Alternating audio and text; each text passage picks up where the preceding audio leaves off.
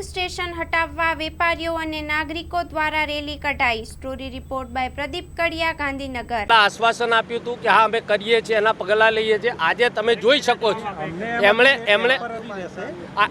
આ સ્થાનિક એમના વેપારી છે, આ વેપારી તમને કહેશે। એટલે આમાં કેવું છે કે શરૂઆતમાં ઉઝા નિલેશ નીલકમલ ગાર્મેન્ટ્સ છે મારી શોપ। અહીંયા લગભગ 20 વર્ષથી અહીંયા છે, હું ધંધો કરું છું। અને અહીંયા જ્યારે ડમ્પિંગ સાઇટ ચાલુ થઈ એ અરસામાં કાચું બાંધકામ આ લોકોએ કરેલું, એટલે અમને એમ કે અહીંયા બીજી જગ્યા ફળવાશે એટલે અહીંયાથી જતું રહેશે, પણ અહીંયા એમને ફાવતું ચડી ગયું।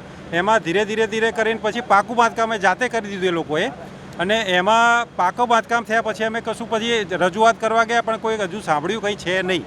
અને એટલા માટે જ અમે આજે એમની જોડે આવ્યા છીએ અને અમે સરકારમાં ઉચ્ચ કક્ષા સુધી રજૂઆત કરવાના છીએ। અને જ્યાં સુધી આ ડમ્પિંગ સાઇટ નહીં હટાવે ત્યાં સુધી અહીંના રહીશો જોડે અમારી લડત જારી રહેશે અને પરિણામ લઈને જ જંપીશું।